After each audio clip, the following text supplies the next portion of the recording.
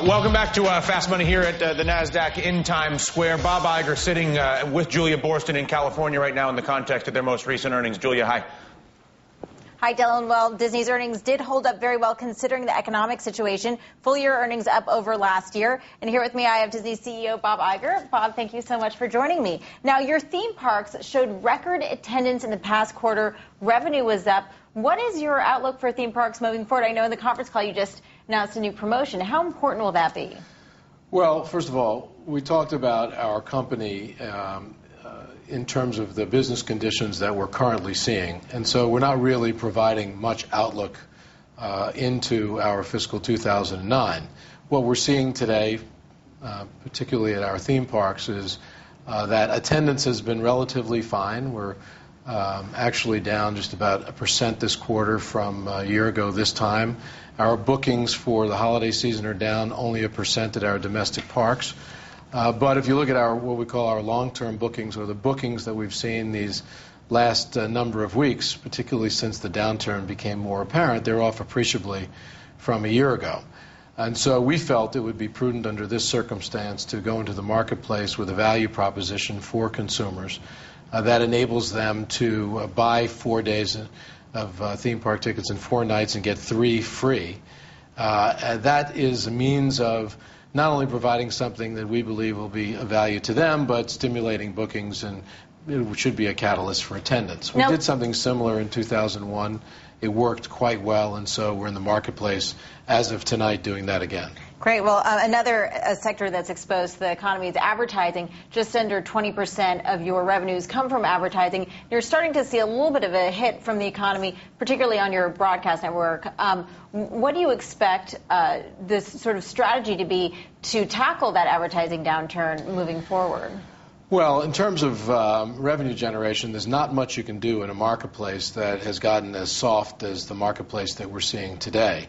The only thing you can do is you can put the best product out there and hope that you've got the viewers that come and the advertisers that follow. In our case, with about 19% of our revenue in 2008 from advertising, we're less exposed, but nevertheless, that's still a significant amount of revenue.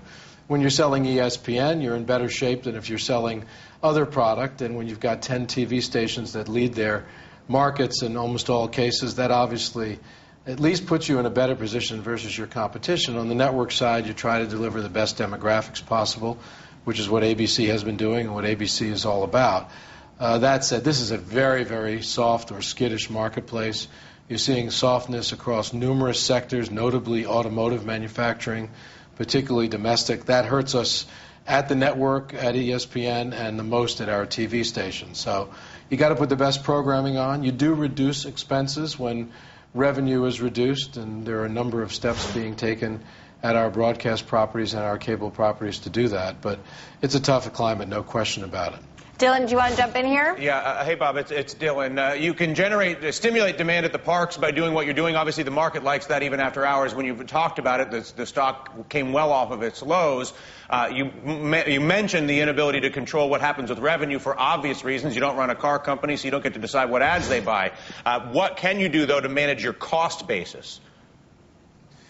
Well, we've got a very experienced management team that managed through the last downturn, 2001, and so the experience they bring to this downturn gives us the ability to be more resilient than we were the last time around.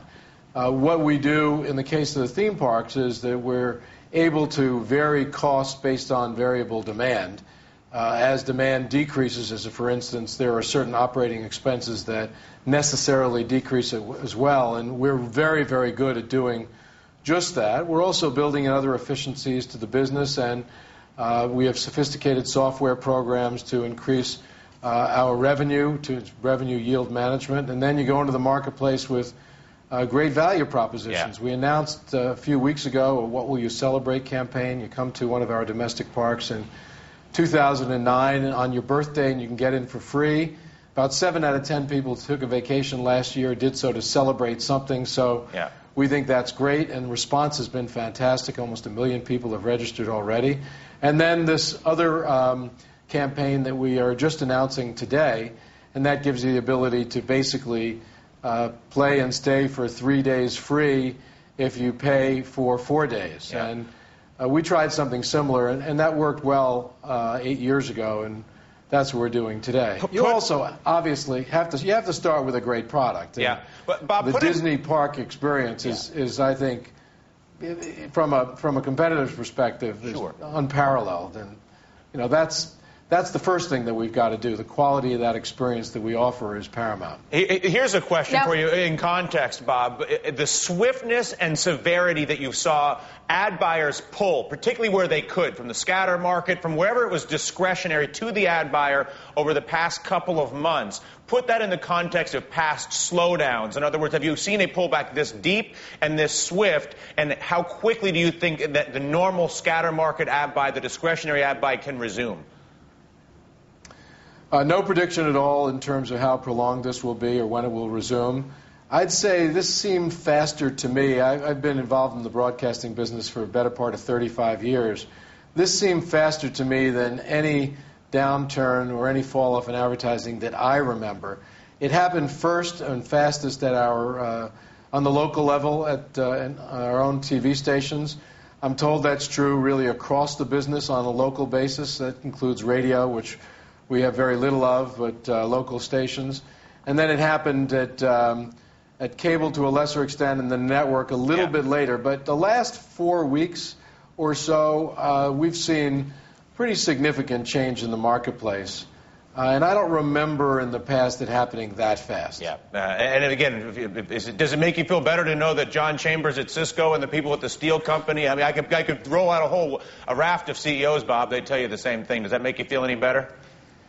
No, there isn't a misery loves company in this case. Yeah, the only thing that makes me feel better is that this is the Walt Disney Company, and we've got great assets like ABC and ESPN, and of course Disney, and great brands, and creative momentum that drove us in 2008 and before that, and will continue to drive us.